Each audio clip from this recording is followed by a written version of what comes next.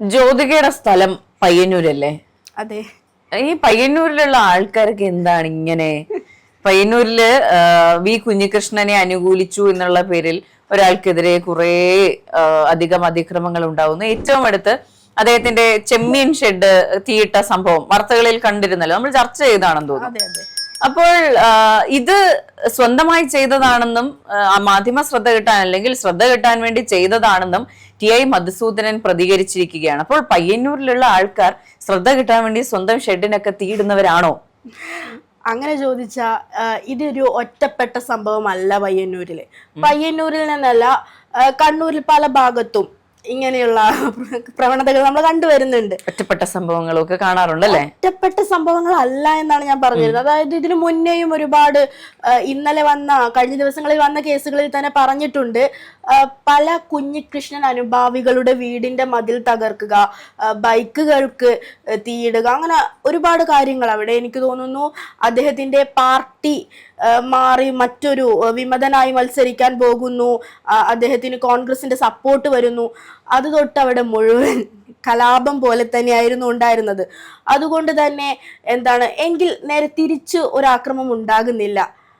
ഇതിൽ ശരിക്കും പറഞ്ഞാൽ ഈ പറഞ്ഞ അക്രമങ്ങൾ ഉണ്ടാകുന്നത് മത്സരിക്കാൻ ആരംഭിക്കുന്നത് മുതലല്ല.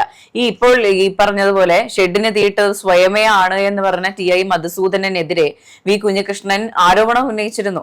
നമ്മുടെ ധനരാജ് ഫണ്ട് എവിടെ പോയി, അതിന്റെ കാര്യങ്ങൾ എന്തുകൊണ്ട് കണക്കുകൾ കൃത്യമായി അവതരിപ്പിച്ചില്ല എന്നുള്ള ചോദ്യം പാർട്ടിയിൽ ഉയർത്തിയത് കൊണ്ടാണ് വി കുഞ്ഞികൃഷ്ണനെ ആക്രമിച്ചു തുടങ്ങുന്നത്. ഈ ആരോപണം ഉണ്ടായ ആ സമയത്ത് നേഷൻ ഫസ്റ്റിൽ നിന്ന് വി കുഞ്ഞികൃഷ്ണനെ കോണ്ടാക്ട് ചെയ്തിരുന്നു. കോൾ ചെയ്യുമ്പോൾ അദ്ദേഹം ഭയങ്കര ബഹളം കേൾക്കുകയാണ്. അപ്പൊ അദ്ദേഹം പറയുന്നു, ഒരു 5 മിനിറ്റ് ഇപ്പൊ വരാൻ, പുറത്ത് എന്താ ബഹളം നടക്കുകയാണ് എന്ന് പറഞ്ഞിട്ട് പുറത്തേക്ക് പോകുന്നു. പുറത്തേക്ക് പോയിട്ട് അദ്ദേഹം തിരിച്ചു വന്നിട്ട് പറയണ ആരോ ഒന്ന് പടക്കം പൊട്ടിക്കുന്നയാ. അത് സന്തോഷം കൊണ്ടല്ല, അദ്ദേഹത്തെ ഭീഷണിപ്പെടുത്തി നിന്നെ ഞാൻ കാണിച്ചു തരാം എന്നുള്ള ഒരു ശൈലി ഉണ്ടല്ലോ, ആ ശൈലിയുടെ ഭാഗമായി അവിടെ വധഭീഷണി പോലും മുഴക്കുന്ന ഒരു സാഹചര്യം ഞങ്ങൾ ഫോണിൽ ഡയറക്റ്റ് കേട്ട കാര്യമാണ്. അപ്പോൾ പാർട്ടിക്കെതിരെ സംസാരിച്ചാൽ എങ്ങനെയും അടിച്ചമർത്തും, എങ്ങനെയും പ്രതികരിക്കും, എങ്ങനെയും കൊന്നിട്ടാണെങ്കിലും ശബ്ദം അടിച്ചമർത്തപ്പെടും എന്നുള്ള കാര്യം അന്നേ ഇംപ്ലൈഡ് ആയിരുന്നു. അതിനുശേഷം അദ്ദേഹം മത്സരിക്കാൻ തീരുമാനിക്കുന്നു. എന്നിട്ട് പോലും അവിടെ പയ്യന്നൂരുമായി കേന്ദ്രീകരിച്ച് പ്രവർത്തിക്കുന്ന പല പാർട്ടി നേതാക്കളും, ഇപ്പൊ ജ്യോതികയ്ക്ക് അറിയാതിരിക്കാം, ആരെങ്കിലും വിചാരിച്ചിരുന്നോ കുഞ്ഞികൃഷ്ണൻ ജയിക്കുമെന്ന്? ഈ പറഞ്ഞ സഖാക്കളെല്ലാം തന്നെ പറഞ്ഞിരുന്നത് കുഞ്ഞികൃഷ്ണൻ ജയിക്കില്ല എന്നുള്ള കാര്യമാണ്. പക്ഷെ റിസൾട്ട് എന്തായിരുന്നു, പൊതുജനത്തിന് എന്തായിരുന്നു ആഗ്രഹം, പൊതുജനം എന്താണ് തീരുമാനിച്ചതെന്ന് നമ്മൾ കണ്ടു കഴിഞ്ഞ കാര്യമാണ്. അപ്പോൾ ഇതിനൊന്നും അടിസ്ഥാനമില്ല. ഈ പറഞ്ഞ പണ്ടൊക്കെയാണ് അടിച്ചും കൊന്നും കൊലവിളിച്ചും ഒക്കെ പാർട്ടി മാറുക, അല്ലെങ്കിൽ പാർട്ടിക്കെതിരെ സംസാരിച്ചാൽ മിണ്ടാതാക്കുക എന്നുള്ളൊരു നയം ഉണ്ടായിരുന്നു. പക്ഷെ ഇപ്പോൾ അത് നടക്കില്ല. ഇപ്പോ കഴിഞ്ഞ ദിവസങ്ങളിൽ, ഇപ്പൊ എനിക്കൊന്ന് കഴിഞ്ഞ മാസമാണെന്ന് തോന്നുന്നു, കണ്ണൂരിലെ ഒരു കുട്ടിയുമായി ഞാൻ സംസാരിക്കുമ്പോൾ ആ കുട്ടി പറയുന്നതാണ്, എനിക്ക് രാഷ്ട്രീയമില്ല, കാരണം എന്റെ അച്ഛൻ പണ്ട് കോൺഗ്രസ്സുകാരനായിരുന്നപ്പോ കമ്മ്യൂണിസ്റ്റുകാരുടെ ഉപദ്രവം സഹിക്കാൻ വയ്യാതെ ജീവിക്കാൻ കഴിയാത്തൊരവസ്ഥയിൽ അച്ഛൻ ഓടുന്നതൊക്കെ ഞാൻ കണ്ടിട്ടുണ്ട് എന്ന് ഒരു പെൺകുട്ടി പറയുന്നത് ഞാൻ കേട്ട കാര്യമാണ്. അപ്പോൾ ഇത് ഈ പറഞ്ഞതുപോലെ ഒറ്റപ്പെട്ട സംഭവമല്ല. പലയിടങ്ങളിലായി പയ്യന്നൂരിലും അതുപോലെ ഈ മേഖലകളിലും, മലബാർ മേഖലകളിലും പലയിടത്തും സംഭവിക്കുന്ന കാര്യം തന്നെയാണ്. അതെ, മേഘേജി പറഞ്ഞ പോലെ തന്നെ ഞാനും ഒരുപാട് കേട്ടിട്ടുണ്ട്. അതായത് ഈ പാർട്ടി മാറി മറ്റൊരു പാർട്ടിയിലേക്ക് പോകാൻ തന്നെ കാരണം ഈ പാർട്ടിക്കുള്ളിലുള്ള അല്ലെങ്കിൽ ഈ പാർട്ടി പ്രവർത്തകരുടെ നേതാക്കളുടെ പ്രഷർ കാരണം. അതായത് നമ്മൾ ഈ പാർട്ടിയിൽ ഇറങ്ങിക്കഴിഞ്ഞാൽ അവർ പറയുന്നത് അതുപോലെ അവരുടെ ആജ്ഞക്കനുസരിച്ച് പ്രവർത്തിക്കുക. നമുക്കവിടെ വോയിസ് ഇല്ല. എങ്ങാനും നമുക്കതിന് വിരുദ്ധമായി എന്തെങ്കിലും തോന്നിയാൽ ആ അഭിപ്രായം പറയാനുള്ളൊരു സ്പേസ് ഇല്ല. അങ്ങനെയുള്ള ഒരു സ്പേസ് ഇല്ലാത്തതിൽ നിന്നും എങ്ങാനും നമ്മളൊന്ന് എന്തെങ്കിലും ഒന്ന് ശബ്ദമുയർത്തി പറഞ്ഞാൽ പിന്നീട് അവിടെ നമുക്ക് നിലനിൽപ്പില്ല എന്നുള്ളത് തന്നെയാണ്. കൂടാതെ ഇത് ഒറ്റപ്പെട്ട സംഭവമല്ലെന്ന് പറഞ്ഞല്ലോ. അപ്പോൾ മുന്നേ ഒരുപാട് പ്രശ്നങ്ങൾ ഉണ്ടായിട്ടുണ്ട് ഇതിനു വേണ്ടിയിട്ട്. ഒരു കാലത്ത് പയ്യന്നൂരില് ഒരു കർഫ്യൂ ഒക്കെ നിരോധിച്ച ഒരു സംഭവം ഉണ്ടായിരുന്നു. അതായത് എനിക്ക് തോന്നുന്നു ഈ ധനരാജ് കൊലപാതകത്തോടനുബന്ധിച്ച് അതിനു മുന്നേ അടുപ്പിച്ചടുപ്പിച്ച് അവിടെ പാർട്ടി പാർട്ടി കൊലപാതകങ്ങളൊക്കെ എനിക്ക് സ്കൂളിലൊക്കെ പഠിക്കുന്ന സമയത്തായിരുന്നു. അതായത് ആ കാലത്ത് നമുക്ക് ഭയമായിരുന്നു എന്ന് വേണമെങ്കിൽ പറയാം. കാരണം എന്താ എല്ലാ ചുറ്റും പോലീസ്, നമ്മൾ ടൗണിലൊക്കെ സ്ഥിരം പോയി അവിടെ മുഴുവൻ പോലീസ്, ബസ്സുകളില്ലാത്ത അവസ്ഥ, സ്കൂള് വിദ്യാഭ്യാസ സ്ഥാപനങ്ങൾ അടച്ചിടുന്ന അവസ്ഥ. അപ്പോ അതൊക്കെ എന്താ ബുദ്ധിമുട്ടുള്ള കാര്യം തന്നെയായിരുന്നു. അപ്പൊ സ്വാഭാവികമായിട്ട് എനിക്ക് തോന്നുന്നു പൊതുജനത്തിന്റെ ചിന്തയും ഇത് തന്നെയാണ്. ഇപ്പോൾ ഈ പറഞ്ഞ പാർട്ടി ഈ അടിമ കമ്മ്യൂണിസ്റ്റുകളല്ലാത്തവർ സ്വാഭാവികമായിട്ടും ഇത്തരം സംഘർഷഭരിതമായ സാഹചര്യങ്ങളിൽ എന്തിന് ഞങ്ങൾ ജീവിക്കണം, സമാധാനത്തിന്റെ ഒപ്പം നിൽക്കുന്നതല്ലേ നല്ലത് എന്നുള്ള ഒരു ചിന്ത ഉണ്ടാകുന്നത് സ്വാഭാവികമാണ്. എനിക്കൊന്നും അതുകൊണ്ട് തന്നെയാണ് കുഞ്ഞികൃഷ്ണൻ വിജയത്തിലേക്ക് എത്തിയത് എന്നുള്ളതാണ്. ഇപ്പോൾ ടി.ഐ. മധുസൂദനൻ ഈ ഫേസ്ബുക്ക് പോസ്റ്റിലൂടെയാണ് ഈ പ്രതികരണം നടത്തിയിട്ടുള്ളത്. അതിൽ തന്നെ അദ്ദേഹം പറയുന്ന ഒരു കാര്യമുണ്ട്, വർഷങ്ങളായി നിൽക്കുന്ന വ്യക്തിവൈരാഗ്യമാണ് ഇതിന് കാരണം എന്ന്. ഈ തെരഞ്ഞെടുപ്പിന് മുൻപും പുറത്തു വന്ന നറേറ്റീവുകൾ ഇത് തന്നെയായിരുന്നു.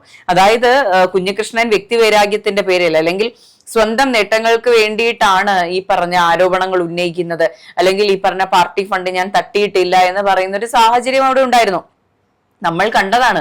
ധനരാജിന്റെ ഫാമിലി പോലും, ഈ രക്തസാക്ഷിയായ ധനരാജിന്റെ ഫാമിലി പോലും ഈ നമ്മുടെ പാർട്ടി പ്രവർത്തകർക്കൊപ്പം നിന്ന് ഞങ്ങൾ പാർട്ടിക്കൊപ്പമാണെന്ന് പറയുന്ന ഒരു സാഹചര്യം ഉണ്ടാകുന്നു. ഇതെല്ലാം അവർ പൂർണ്ണ മനസ്സോടുകൂടി ചെയ്തതാണെന്ന് വിശ്വസിക്കാൻ ഞാൻ ആഗ്രഹിക്കുന്നില്ല. ഉറപ്പായും ഇതിലെല്ലാം പേടി എന്നൊരു ഫാക്ടർ ഉണ്ടാകും. ഇപ്പോൾ കുഞ്ഞികൃഷ്ണൻ വീട്ടിന് മുന്നിൽ ബോംബെറിഞ്ഞാലും കുലുങ്ങാതെ എവിടെ നിൽക്കുന്നുണ്ടെങ്കിൽ സ്വാഭാവികമായിട്ടും ഒന്ന് വിളിച്ച് പേടിപ്പിച്ചാൽ പേടിക്കുന്ന സഖാക്കൾ ഉണ്ടാകും, അല്ലെങ്കിൽ സാധാരണക്കാരുണ്ടാകും. എല്ലാവർക്കും ഒരേ പ്രിവിലേജുകളല്ല ഉള്ളത്. ഇപ്പൊ എന്നെ പേടിപ്പിക്കാൻ ശ്രമിക്കുന്ന പോലെ ആയിരിക്കില്ല ജ്യോതികയെ പേടിപ്പിക്കാൻ ശ്രമിക്കുന്നത്. എല്ലാവരും ഓരോ ഇന്റൻസിറ്റിയിലാണ് ഉണ്ടാവുക. അപ്പോൾ ഇതുപോലെ തന്നെയാണ് പാർട്ടിയിൽ വിശ്വസിക്കുന്ന കുറെ പേർ ഇപ്പോഴും അവിടെ ഉള്ളത്. എല്ലാവരും പൂർണ്ണമായി പാർട്ടിയെ വിശ്വസിക്കുന്നവരല്ല. ഈ വോട്ടിംഗ് സംവിധാനത്തിലുള്ള വിശ്വാസത്തിന്റെ പേരിലാണ് ഞങ്ങൾ കമ്മ്യൂണിസ്റ്റുകാരാണെന്ന് പറയാൻ പേടിച്ചെങ്കിലും പറഞ്ഞിട്ട് പോലും മാറ്റിക്കുത്തുന്ന ഒരു സാഹചര്യം ഉണ്ടായത്. അങ്ങനെയല്ലെങ്കിൽ ഇപ്പൊ ഒന്ന് ആലോചിച്ച് നോക്കൂ, പയ്യന്നൂരിൽ ഈ പാർട്ടിയിൽ നിന്ന് തന്നെ വോട്ട് പിളർന്നു പോയിട്ടില്ലെങ്കിൽ എങ്ങനെയാണ് വി കുഞ്ഞികൃഷ്ണൻ ജയിക്കുക?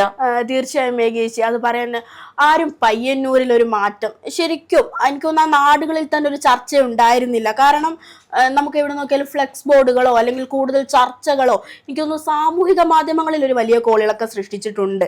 കാരണം അവിടെ പുറത്ത് പറയാൻ ഒരുപാട് പേർക്ക് ഭയം തന്നെയാണ്.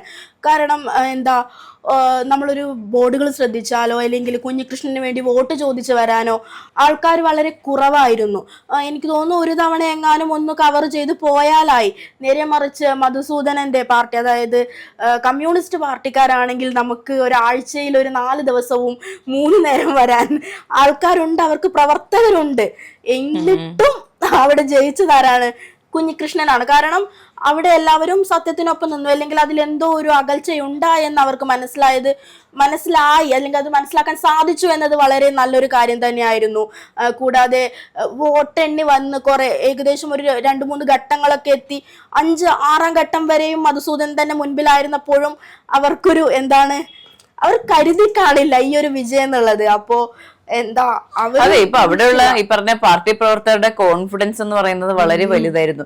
കുഞ്ഞികൃഷ്ണനോ എങ്ങനെ ജയിക്കാനാണ്, ഇങ്ങനെയാണ് എന്റെ ഒരു സുഹൃത്ത് എന്നോട് സംസാരിച്ചത്. അപ്പൊ ഞാനും വിചാരിച്ചു ശരി, അപ്പൊ പാർട്ടിയുടെ ഇപ്പോ ഇടതുപക്ഷത്തിന്റെ ഏറ്റവും വലിയ പ്ലസ് പോയിന്റ് ആയിട്ട് അവർ തന്നെ പറയുന്നത് എന്താണ്, താഴെ തട്ടിലിറങ്ങി ഗ്രാസ് റൂട്ട് ലെവലിൽ ഓരോ വീടുകളിലും ചെന്നിറങ്ങി അവർ നമുക്ക് വോട്ട് ചെയ്യുമോ ഇല്ലയോ എന്ന് വിശകലനം ചെയ്യാനുള്ള കഴിവ് ഞങ്ങൾക്കുണ്ട് എന്നാണ് അവർ പറയുക. ഇടതുപക്ഷ അനുഭാവികൾ തന്നെ പറയുന്ന കാര്യമാണ്, ഒരു ഇലക്ഷൻ കഴിഞ്ഞാൽ എത്ര വോട്ടിനാണ് ഞങ്ങൾ ജയിക്കാൻ പോകുന്നത്, അല്ലെങ്കിൽ എത്ര വോട്ടിനാണ് ഞങ്ങൾ പരാജയപ്പെടാൻ പോകുന്നത് എന്ന പൂർണ്ണമായ ബോധ്യം ഞങ്ങൾക്കുണ്ടാകും. അത് ഈ പറയുന്ന ഓരോ കുടുംബങ്ങളുമായിട്ട് പാർട്ടിക്കാർക്കുള്ള ബന്ധത്തിന്റെ അടിസ്ഥാനത്തിലാണ്.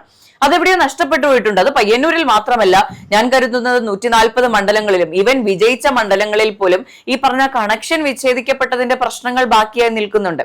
അപ്പോൾ പാർട്ടിക്ക് പതറി തീർച്ചയായിട്ടും. ഇപ്പോൾ മധുസൂദനൊപ്പം പാർട്ടി എന്ന് നിന്നോ, കുഞ്ഞികൃഷ്ണനെ കേൾക്കാതെ ഒരു അഴിമതിക്കൊപ്പം അല്ലെങ്കിൽ ഈ പറഞ്ഞ ക്രമക്കേട് കാണിച്ച വ്യക്തിക്കൊപ്പം എന്ന് മുതൽ നിന്ന് തുടങ്ങിയോ അപ്പോൾ മുതൽ പയ്യന്നൂരിന്റെ അടിത്തറ ഇളകി എന്നുള്ളത് തന്നെയാണ്.